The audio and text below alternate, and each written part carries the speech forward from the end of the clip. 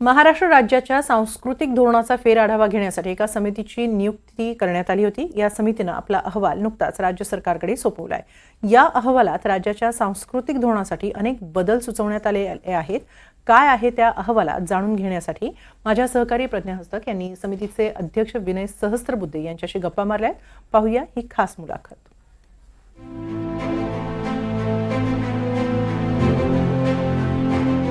नमस्कार, एनडीटीव्ही मराठीमध्ये आपल्या सगळ्यांचं स्वागत। महाराष्ट्राच्या संस्कृतीचा समृद्ध असा वारसा आहे। त्याची व्यापकता खूप मोठी आहे। तळागाळात त्याची पाळंमुळं रुजलेली आहेत।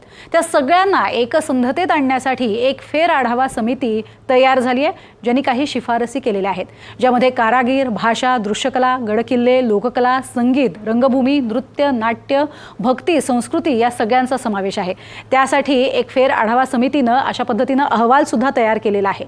छत्रपती शिवाजी महाराज यांनी ज्या पद्धतीनं तळागाळातल्या प्रत्येकासाठी काम केलेलं होतं, तशा स्वरूपाचा प्रयत्न छोटेखानी म्हणूयात पण करण्यात आलेला आहे। आणि या संदर्भात बोलण्यासाठी डॉक्टर विनय सहस्त्रबुद्धे हे आपल्यासोबत आहेत। सर, आपलं स्वागत। डॉक्टर विनय सहस्त्रबुद्धे यांची ओळख करून द्यायची तर माजी खासदार आणि भारतीय सांस्कृतिक संबंध परिषदेचे माजी अध्यक्ष आणि महाराष्ट्राच्या सांस्कृतिक धोरण फेरआढावा समितीचे कार्याध्यक्ष ही त्यांची आजची ओळख आहे। मुळात सर, हा इतका गहन विषय आहे, कारण महाराष्ट्राची संस्कृती आणि त्याला एक लाभलेला मोठा अनमोल ठेवा, या अनुषंगाने अभ्यास करत असताना किंवा मुद्दे मांडत असताना हे जे काही नवीन धोरण आणण्यासाठीचे प्रयत्न होत आहेत, त्याची मुळात काय गरज भासली असं वाटतं? असे की सरकारमध्ये विविध विभागांचं जे काम चालतं ते धोरणानुसार चालायला हवं, त्याला एक दिशा असायला हवी, हा एक रूढ संकेत आहे। आणि त्यामुळे 2010 मध्ये त्यावेळेच्या महाराष्ट्र सरकारने एक सांस्कृतिक धोरण बनवण्याकरता एक समिती तयार केली आणि त्या समितीने 2010 मध्येच आपला अहवाल दिला होता। एक प्राध्यापक आहेत आह साळुंखे साताऱ्याचे आणि अरुण टिकेकर, अशी अनेक नामवंत मंडळी त्या समितीमध्ये होती। पण 2010चा जो काही अहवाल आहे, त्या अहवालाचा आजच्या काळाशी संबंध जोडण्यासाठी आणि त्या अहवालात कालसुसंगत बदल करण्याची गरज लक्षात घेऊन महाराष्ट्र सरकारने एक फेरआढावा करायचा असा एक निर्णय केला आणि त्यासाठी एक समिती नेमली। समितीचे अध्यक्ष आमचे राज्याचे सांस्कृतिक कार्यमंत्री मान्य सुधीरभाऊ मुनगंटीवार हे आहेत आणि माझ्याकडे कार्याध्यक्षपदाची जबाबदारी दिली गेली आणि 10 सदस्य या समितीमध्ये आहेत माझ्या व्यतिरिक्त, ज्याच्यामध्ये वेगवेगळ्या क्षेत्रातले नामवंत आहेत। म्हणजे आपण कारिगरीचा विषय घेतला तर कारागीर आणि एकूण या विषयाचं अतिशय चांगलं ज्ञान असलेले, अनुभव असलेले, जाण असलेले असे लेखक आणि सामाजिक कार्यकर्ते गिरीश प्रभुणे त्याच्यामध्ये आहेत। किंवा ज्याला दृश्यकला म्हणतो, फाईन आर्ट्स, त्याचे एक खूप चांगले नामवंत चित्रकार, एक प्रकारे तज्ञ त्यातले सुहास बहुलकर आहेत। संगीत क्षेत्रातले कौशल्य इनामदार आहेत। चित्रपट क्षेत्रातले गजेंद्र अहिरे आहेत। नृत्य क्षेत्रातल्या एक फार मोठ्या कलाकार आणि केंद्राच्या संगीत नाटक अकॅडमीच्या ज्या अध्यक्ष आहेत त्या संध्या पुरेच्या, अशी सगळी मंडळी ही त्याच्यामध्ये होती। आणि त्या समितीनी हा अहवाल तयार करताना मुख्यतः मागचा जो अहवाल होता त्याच्यामधल्या ज्या उणिवा होत्या किंवा त्याच्यामध्ये अशा अनेक गोष्टी होत्या की ज्याची दखल त्या अहवालाने घेतली नाही। उदाहरणार्थ कारागीर असा विषय घेऊ आपण। आता आपल्याकडे विणकार आहेत, हुपरीला कोल्हापूरजवळ चांदीच्या दागिन्यांचं काम करणारे कलाकार आहेत, सावंतवाडीला लाकडी खेळणी बनवणारे आहेत, परंपरेने जो बुरुड समाज आपला आहे, जो वेताच्या किंवा बांबूच्या क्षेत्रामध्ये काम करतो तो आहे। या सगळ्यांचा आढावा घेतला पाहिजे ना। संस्कृती ही काही केवळ संगीत, नाटक, नृत्य याच्याशी संबंधित नाही। दुर्दैवाने काय झालं, आपल्याकडे सांस्कृतिक या शब्दाची व्याख्या आपण फार सीमित करून ठेवली, कारण आपल्याला शाळेत सांगितलं सांस्कृतिक कार्यक्रम म्हणजे काय, नाच गाणी वगैरे, पण संस्कृती तेवढी नाहीये, त्याच्यापेक्षा खूप आहे। आपले खाद्यपदार्थ ही देखील आपली संस्कृती आहे। त्यामुळे या विविध दालनांचा सम्यकतेने विचार हे 2010च्या धोरणात झाला नाही आणि 2010च्या धोरणातल्या अनेक गोष्टी आज तेवढ्या सुसंगत राहिल्या नाहीत, उलट नव्या गोष्टी सुसंगत झाल्या। आता नवीन तंत्रज्ञान आलं, आर्टिफिशियल इंटेलिजन्स आला, व्हर्च्युअल रियालिटी आली, या सगळ्याचा आढावा घेऊन त्याचा संस्कृतीवर होणारा परिणाम जो आहे त्याचं आकलन तयार करून आपल्याला मांडणी केली पाहिजे। आणि म्हणून सरकारला असं वाटलं की नवीन समिती नेमावी आणि धोरणाचा फेरआढावा करावा। त्याप्रमाणे 2 नोव्हेंबर 2022 मध्ये या समितीची स्थापना झाली। त्याच्या 10 मुख्य म्हणजे सदस्यांची समिती इतर अनेक सदस्यांसकट उपसमित्या झाल्या प्रत्येक विषयाच्या आणि त्यांनी गेले 1.5 वर्ष काम करून मार्च 31च्या आधी हा अहवाल आम्हाला द्यायचा होता. त्याप्रमाणे आम्ही तो अहवाल दिला. आता काही दिवसातच तो महाराष्ट्राच्या कॅबिनेट पुढे येईल आणि त्यानंतर माझी अशी अपेक्षा आहे की त्याच्यावर मान्यतेची मोहर उमटली की त्याच्या अंमलबजावणीची प्रक्रिया सुरू होईल. अगदी. पण सगळ्यात महत्त्वाचं म्हणजे अगदी गडकिल्ल्यांपासून तुम्ही उल्लेख केलेल्या कारागीर असे सगळ्याचा यामध्ये समावेश आहे. या अनुषंगानं काय महत्त्वाच्या शिफारसी आता केलेल्या आहेत? शिफारसींकडे मी येतोच, पण पहिली आमची भूमिका ही होती की हे धोरण सर्वंकष असलं पाहिजे आणि सर्वसमावेशी असलं पाहिजे. म्हणजे काय तर सर्वसमावेशी म्हणताना समाजाच्या सर्व घटकांचा समावेश आणि त्यांच्या आशा आकांक्षा त्यांच्या अडीअडचणी याचं प्रतिबिंब धोरणात पडलं पाहिजे, म्हणजे त्याच्यावरच्या उपाययोजनांचं. दुसरं म्हणजे एवढे आपल्या महाराष्ट्राचे जे भौगोलिक भाग आहेत त्या प्रत्येक भागात जाऊन धोरणविषयक आपण चर्चा केली पाहिजे, सुनावणी केली पाहिजे, लोकांशी चर्चा केली पाहिजे. आणि एकेका क्षेत्रामध्ये वेगवेगळी दालनं आहेत. आता आपण साधं संगीताचं क्षेत्र घेतलं तर सुगम संगीत, वाद्य संगीत, शास्त्रीय संगीत, नाट्य संगीत, लोकसंगीत या सगळ्या दालनांचा विचार केला पाहिजे, कारण हे सगळं मिळून संगीताचं क्षेत्र आहे. त्यामुळे आम्ही या सगळ्या प्रकारची सर्वसमावेशकता जपली, जोपासली. मूळ समितीच्या एकूण 18 बैठका झाल्या. त्यानंतर जवळजवळ ज्या उपसमित्या आम्ही नेमल्या होत्या त्यांनी 108 बैठका केल्या आणि त्या बैठका करताना अगदी गडचिरोली, चंद्रपूरपासून कोल्हापूर, रत्नागिरी, पालघरपर्यंत सगळीकडे लोक गेले. त्यामुळे सर्वसमावेशी असं स्वरूप झालं. सर्वांचं म्हणणं आम्ही ऐकलं. आमच्याकडे एकूण 137 व्यक्तींनी लेखी निवेदनं दिली आणि जवळजवळ 400-450 व्यक्ती भेटायला आल्या. त्यांनी तोंडी काही मुद्दे मांडले आणि 43 विविध संस्थांनी, मग त्यात साहित्य परिषद, नाट्य परिषद, प्रकाशक संघटना असे वेगवेगळे लोक आहेत, त्यांनी देखील आपलं म्हणणं काय ते समितीपुढे मांडलं. बरं. पण आता ह्या सगळ्यामध्ये हायलाईट करण्यासारख्या कोणकोणत्या गोष्टी आहेत ज्याचा एक आवर्जून उल्लेख व्हायला हवा? मी अनेक गोष्टी सांगू शकेन, पण सगळ्यात त्यातला महत्त्वाचा भाग आहे की या धोरणामध्ये आपल्याला असं दिसतं की एक समाज बदलत असताना आपल्याला त्या अनुषंगाने जे बदल घडवून आणले पाहिजेत. जसं आपण साहित्य संमेलनं ही आपली नेहमीची बाब झाली आहे. आमचं म्हणणं असं आहे की ही जिल्हावार साहित्य संमेलनं घेतली तर साहित्यविषयक चळवळ अधिक तळागाळापर्यंत जाईल.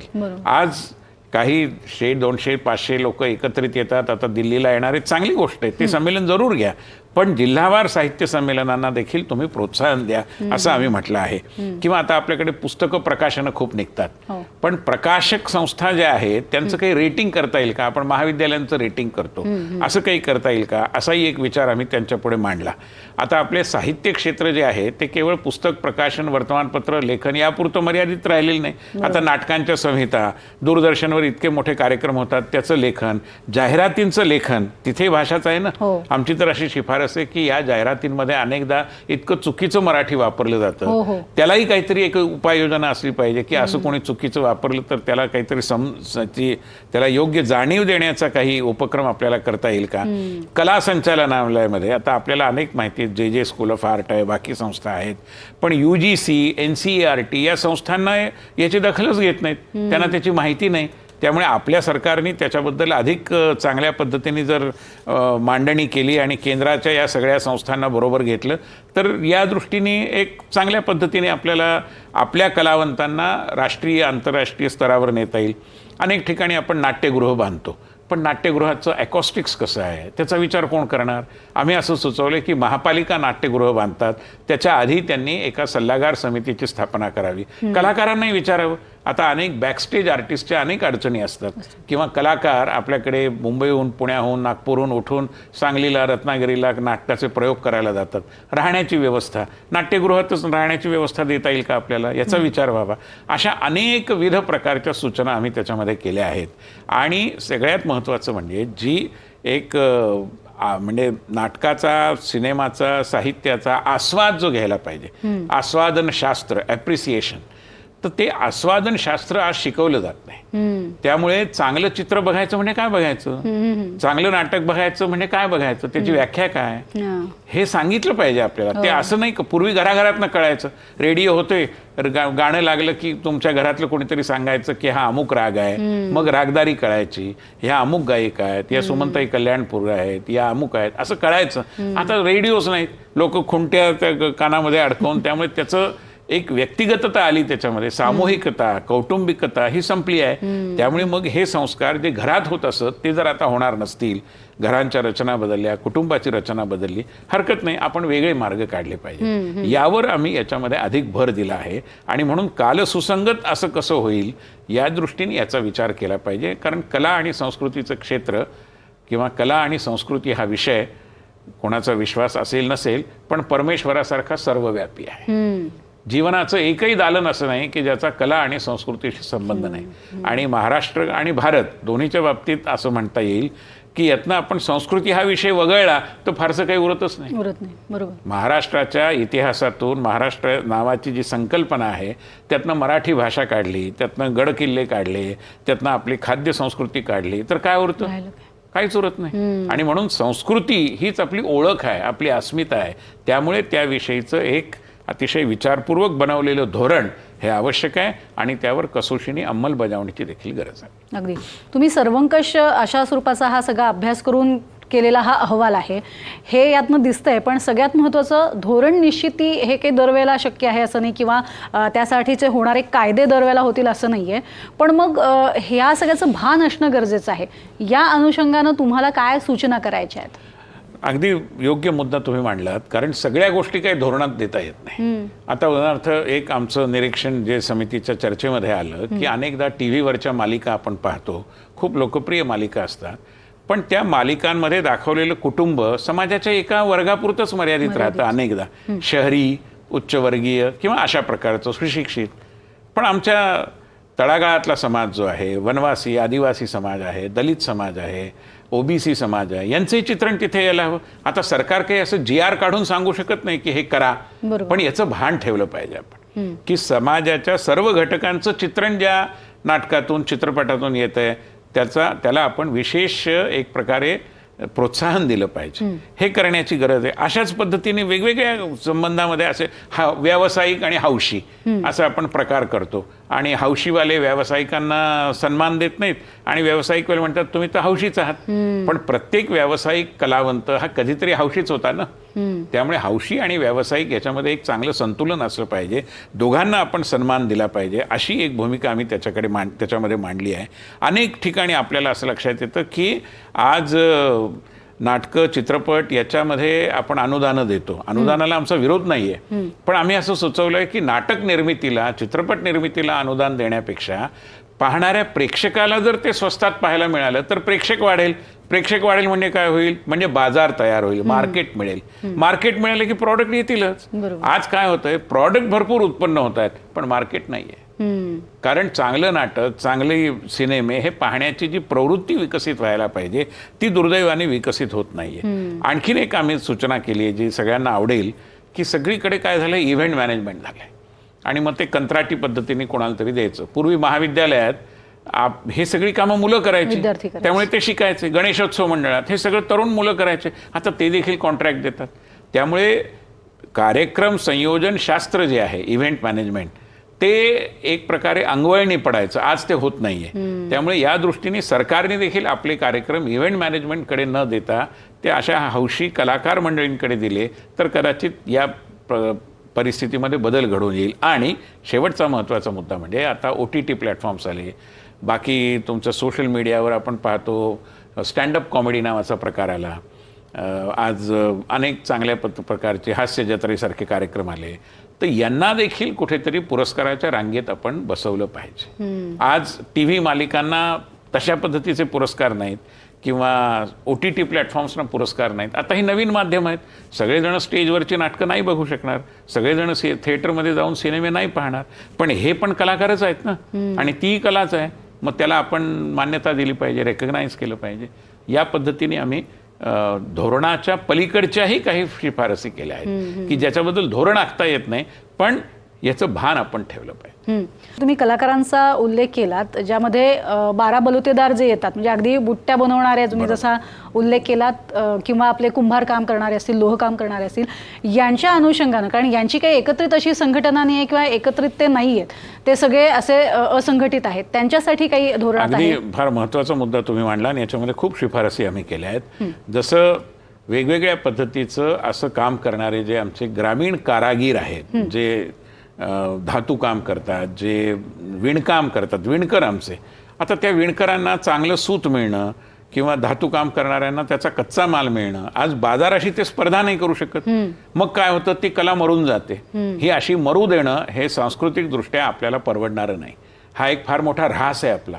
आणि म्हणून ह्या कला जिवंत राहायच्या असतील तर या कारागिरांना कच्चा माल कसा उपलब्ध करून देता येईल ते आपण बघितलं पाहिजे. स्थानिक जिल्हाधिकाऱ्यांना त्याची जबाबदारी दिली पाहिजे.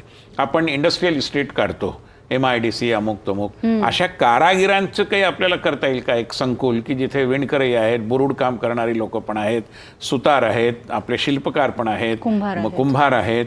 अशा पद्धतीचा विचार आम्ही याच्यामध्ये सुचवलेला आहे की या सगळ्या 12 बलुतेदारांना त्यांची आता बलुतेदारीची अवस्था मागे पडलेली आहे. ते एक फार चांगले कसबी आणि कुशल असे कारागीर आहेत. यामुळे ते कलावंतच आहेत, यात काही शंका नाही. त्यांच्या हातात कला आहे आणि ती परंपरेने त्यांच्याकडे चालत आली आहे. त्याचा आपण सन्मान केला पाहिजे. आणि म्हणून ही परंपरा खंडित व्हायची नसेल तर सगळ्या समाजाला या अशा घटकांकडे आणि त्यांच्या गरजांकडे लक्ष देणं आवश्यक आहे. हा मुद्दा आम्ही याच्यात अधोरेखित केला आहे. काही शिक्षण व्यवस्थेत ऍड होऊ शकतात अशा सगळ्या या कला? निश्चितपणे होऊ शकतात. म्हणजे ज्या गिरीश प्रभूणींचा मी उल्लेख केला ते एक समरसता गुरुकुलम चालवतात पिंपरी चिंचवड भागामध्ये आणि तिथे हेच शिक्षण ते देतात. आणि हे आता आपण पारधी समाजाबद्दल ऐकतो, पारध्यांच्या मुलांमध्ये इतकी कला आहे म्हणजे तुम्ही म्हणाल ते काम ते लीलया पार पाडतात. धातूच्या क्षेत्रातलं असेल, शस्त्रविद्येचं असेल, जुनी शस्त्र बनवणं ही देखील एक कलाच होती ना. ओतारी आपल्याकडे ओतकाम करतात. आज लहान मुलांना हे शिकवलं तर ते चटकन आत्मसात करतात आणि तिथे होतंय. त्यामुळे आपल्या शिक्षण क्षेत्रात देखील या सगळ्याचा संदर्भ आला पाहिजे. आणि म्हणून संस्कृतीचं क्षेत्र हे कसं मी म्हटलं तसं सर्वव्यापी आहे. त्याचा शिक्षणाशी संबंध आहे, उद्योगाशी पण आहे, रोजगाराशी पण आहे, क्रीडा प्रकारांशी पण आहे. कारण पारंपरिक क्रीडा प्रकार ही देखील तर आपली संस्कृती आहे की नाही. त्यामुळे या सगळ्याचा समावेश किंवा विचार या सगळ्या अहवालामध्ये आम्ही अतिशय, मी असं म्हणायला हरकत नाही की परिश्रमपूर्वक आणि विचारपूर्वक केला आहे. खरं तर सर संपूर्ण म्हणजे सर्वंकष असा विचार तुम्ही केलेला आहे आणि तळागाळातल्या प्रत्येकाचा म्हणजे छत्रपती शिवाजी महाराजांनी जो विचार ठेवलेला होता की सगळे आपले आहेत आणि सगळ्यांसाठी सगळं झालं पाहिजे, तसा हा एक प्रकारे तुम्ही अहवालात सगळ्या गोष्टी नमूद केलेल्या दिसत आहेत. त्याची तशा पद्धतीनं अंमलबजावणी येत्या काळात व्हावी अशी अपेक्षा आहे. खूप खूप धन्यवाद तुम्ही इथे आलात आणि माहिती दिली त्यासाठी. तुर्तास या कार्यक्रमात इथेच थांबतोय. नमस्कार.